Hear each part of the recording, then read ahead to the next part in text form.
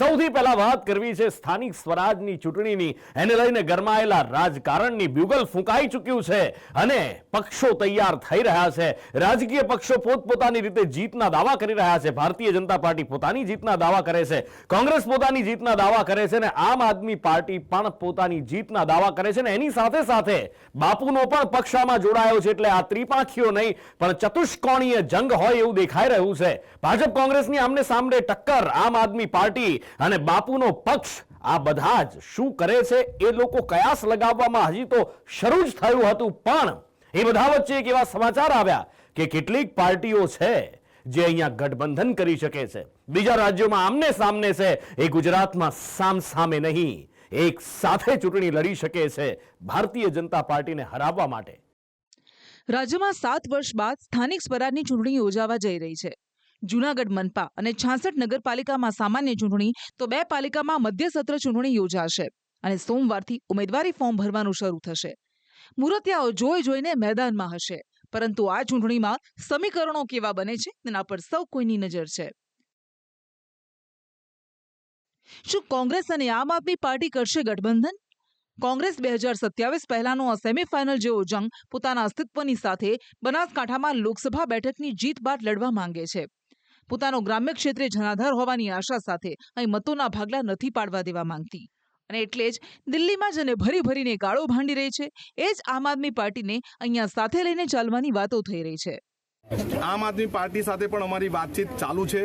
અમે સાથે રહીને ચૂંટણી લડીશું, કારણ કે આમ આદમી પાર્ટી અને કોંગ્રેસ વિરોધમાં લડશે. ત્રિપાંખીયો જંગ થશે તો બંનેને નુકસાન થશે. એટલે અમારા ઉપલા જે પણ નેતાઓ છે એમના દ્વારા એમની સાથે વાતચીત ચાલુ છે. રણનીતિ રહેશે કે બંને આમ આદમી પાર્ટી અને કોંગ્રેસ સાથે મળીને લડે એવી રણનીતિ રહેશે. અનંત પટેલની આ વાત એ મતોના વિભાજન પહેલા પાળ બાંધવાની કોશિશ છે. કારણ કે જ્યાં વિધાનસભામાં આપના ઉમેદવારો બીજા નંબરે રહ્યા અથવા જીત્યા છે, એ તમામ વિસ્તારોમાં એ જનાધારની જરૂર છે. અને જો બંને સામસામે ચૂંટણી લડે તો મતોનું વિભાજન નક્કી છે અને એનો ફાયદો ભાજપને થઈ શકે છે. જે રીતે કોંગ્રેસના કેટલાક નેતાઓ દ્વારા મને મીડિયા દ્વારા માહિતી મળી, નિવેદન કર્યા છે કે આમ આદમી પાર્ટી કોંગ્રેસ બંને સાથે લડે તો ભાજપને હરાવી શકાય એમ છે, તો બહુ સ્પષ્ટ રીતે હું પ્રદેશ અધ્યક્ષ તરીકે આમ આદમી પાર્ટીના કાર્યકર્તા તરીકે કહું છું, ગુજરાતની જનતાના ભલા માટે જે પણ કરવું પડે તે અમે કરવા તૈયાર છીએ. આમાં ભાજપને હરાવી શકાતું હોય તો આમ આદમી પાર્ટીને એનો એક કાર્યકર્તા અમે રેડી છીએ. અહીંયા આમ આદમી પાર્ટી માટે પણ કોંગ્રેસનો સાથ જરૂરી હોય તે દેખાઈ રહ્યું છે. કારણ કે 2018માં થયેલી છેલ્લી સ્થાનિક સ્વરાજની ચૂંટણીમાં વર્તમાન 66 બેઠકો પૈકી 42 બેઠકો ભાજપ જીતી શક્યું હતું અને બાકીની 20થી વધુ બેઠકો પર કોંગ્રેસને ફાયદો થયો હતો. હવે હાર જીતના ગણિત મંડાઈ રહ્યા છે. મુરતિયાઓની સાથે અપક્ષ ઉમેદવાર પણ દાવ રમતા હોય છે. સ્થાનિક મુદ્દાઓ, સ્થાનિક રાજકારણ અને પક્ષોની સેંધમારી વચ્ચે આ જંગ ખેલાવા જઈ રહ્યો છે. ત્યારે ભાજપમાં પણ એકબીજાની સામે પડેલ નેતાઓ ખેલ બગાડે તેવી ભીતિ હાઈકમાન્ડને સેવાઈ રહી છે. અનેક જિલ્લાઓમાં ટાંટિયા ખેંચનો ખેલ જોરદાર રીતે ચાલી રહ્યો છે અને આ ચૂંટણીમાં કાચું ન કપાય તેના માટે તડામાર તૈયારીઓ થઈ રહી છે. જો કે આપ કોંગ્રેસની નવી દોસ્તી અને નવી ઇનિંગવાળી આ રમતને લઈને ભાજપ મજા લઈ રહ્યું છે. નાગરિકો કંટાળી ગયા છે.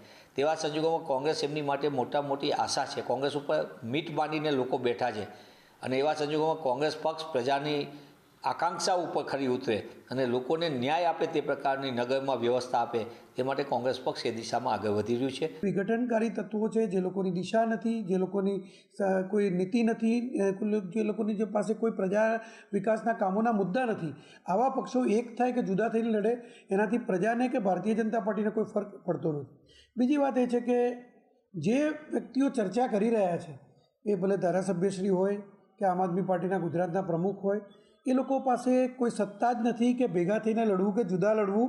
નગરપાલિકાઓ અને તાલુકા પંચાયતોને કબજે કરવાનો આ જંગ શરૂ થઈ ચૂક્યો છે. અહીં મોટા નેતાઓની શાખનો સવાલ નથી, અહીં સવાલ સ્થાનિક સમસ્યાઓનો છે, સવાલ આબરૂ બચાવવાનો છે. 66 નગરપાલિકા અને 3 તાલુકા પંચાયતની સાથે જૂનાગઢના જંગમાં શંકરસિંહ વાઘેલાની એન્ટ્રી પણ થવાની છે. એનાથી કોને ફાયદો થાય છે તે તો સમય આવ્યે જ ખબર પડશે. બ્યુરો રિપોર્ટ, સંદેશ ન્યૂઝ.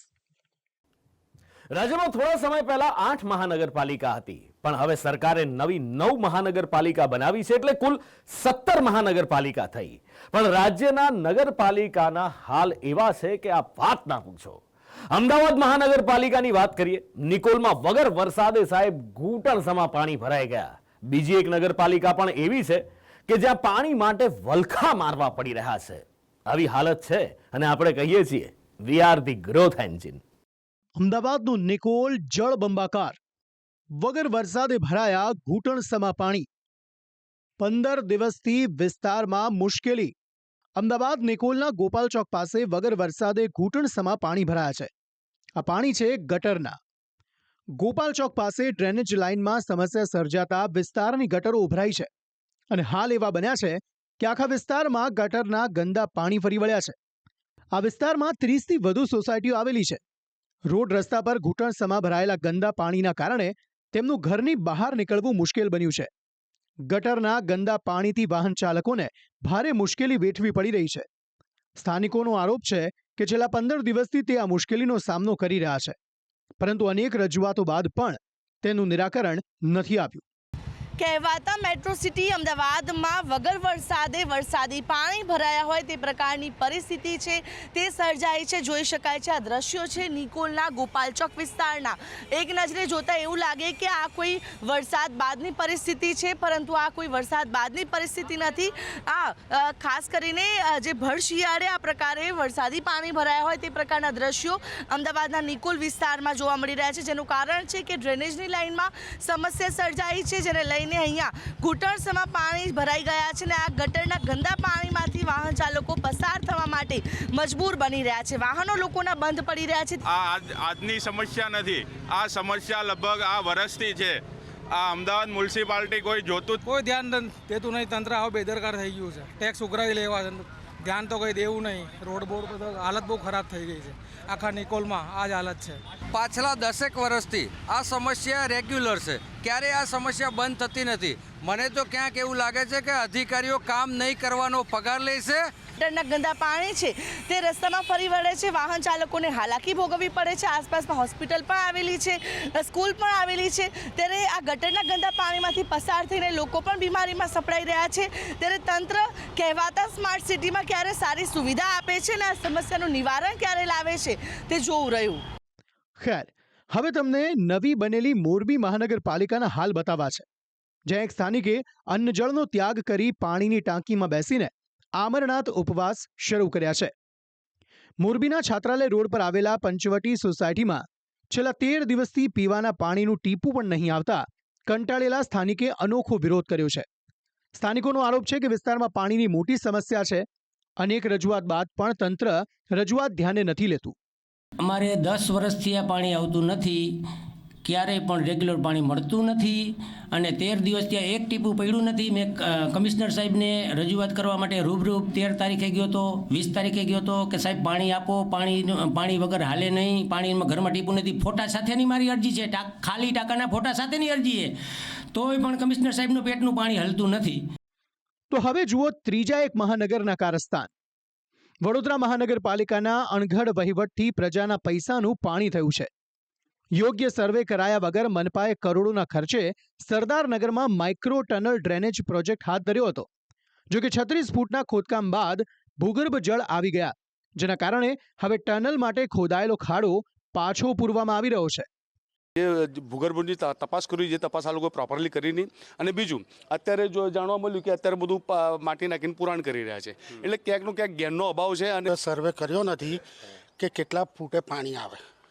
આ લખેલું છે સામે 36 ફૂટે થઈ નથી ને આજે બનાવી એ બી પૂર દીધું ને પાછી કાલે હમણાં નક્કી કર્યું કે પાછી વરસાદી ગટર જે હતી ને રીઇન્સ્ટોલ કરવાની, જે હતી એ જ પાછી કરવાની, એ જ રીઇન્સ્ટોલ કરવાની. એટલે મારા ને તમારા કરોડો રૂપિયા ગયા. મેરે દેશ કી ધરતી નિગલે સોના, એવું થઈ કરી મુકેશભાઈ. આમ હાલ મહાનગરપાલિકાના અણઘડ વહીવટ અને બેદરકારીથી લોકો મુશ્કેલીમાં મુકાયા છે. સ્માર્ટ ગણાતા શહેરોના હાલ ચોંકાવનારા છે. મહાનગરપાલિકાની કામગીરી બાકી જોરદાર છે. ટેક્સના નામે કરોડો તો ઉઘરાવા છે, પણ સુવિધાના નામે કશું આપવું નથી. જૂના મહાનગરપાલિકાના હાલ ખસ્તા છે, ત્યાં નવી 9 મહાનગરપાલિકા અસ્તિત્વમાં આવી છે. ત્યાં હવે કેવી સુવિધા શહેરીજનોને મળશે તે પણ એક મોટો સવાલ છે. બ્યુરો રિપોર્ટ, સંદેશ ન્યૂઝ. રાજ્ય સરકારે ઓપરેશન ક્લીન શરૂ કર્યું છે અને ગેરકાયદેસર દબાણો ઉપર બુલડોઝર ફરી રહ્યા છે. ખાનગી દબાણ હોય, ધાર્મિક દબાણ હોય, કોઈ પણ ભેદભાવ વગર, કોઈની પણ પરવાહ કર્યા વગર આ કામ કરવામાં આવી રહ્યું છે. હવે અમદાવાદમાં આ કામગીરી એક વિવાદનું ઘર બની ગયું છે.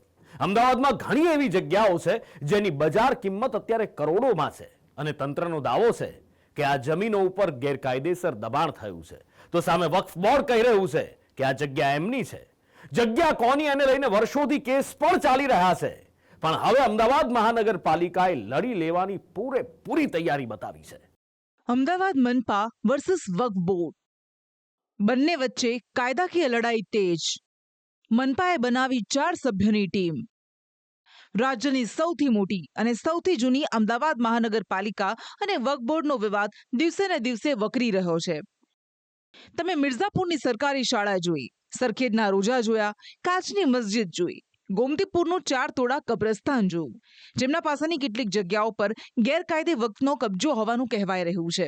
31 જેટલી જગ્યાઓ એવી છે કે જેમાં વિવાદાસ્પદ રીતે દબાણ કરવામાં આવ્યું અથવા તો ગેરકાયદેસર રીતે કબજો તેનો લેવામાં આવ્યો અને તેને લઈ અને મામલો આખો જે છે તે વકફ બોર્ડમાં ચાલી રહ્યો છે. અને હવે 2 જગ્યાઓ એવી છે કે સરખેજ રોજા કમિટી છે તેની જગ્યા છે ઐતિહાસિક સરખેજ રોજા આવેલું છે અને તેની પાસે રહેલી જે જગ્યાઓ છે તે પૈકીની કેટલીક જગ્યાઓ ઉપર ગેરકાયદેસર કબજો હોવાનું અમદાવાદ મ્યુનિસિપલ કોર્પોરેશન લીગલ કમિટીના ચેરમેન જે છે તે કહી રહ્યા છે. આ સમગ્ર બાબતનો ખુલાસો ત્યારે થયો હતો કે જ્યારે ગઈકાલે અમદાવાદ મ્યુનિસિપલ કોર્પોરેશન લીગલ કમિટીની બેઠક મળી અને તેમાં આ ધડાકો થયો છે. અને મહત્ત્વની બાબત એ છે કે એક તરફ કેન્દ્ર સરકાર જે છે તે પણ આ વકફને લઈ અનેક કમિટી બનાવી છે અને તેના દ્વારા દેશભરમાંથી મંતવ્યો છે તે મંગાવવામાં આવી રહ્યા છે. તો બીજી તરફ આ મામલે આખા દેશમાં હલ્લા બોલ થઈ ગયો છે. આવા સંજોગોમાં અમદાવાદ મ્યુનિસિપલ કોર્પોરેશન લીગલ કમિટીમાં આ બાબતનો ધડાકો થતાં જ ખળભળાટ મચી ગયો છે.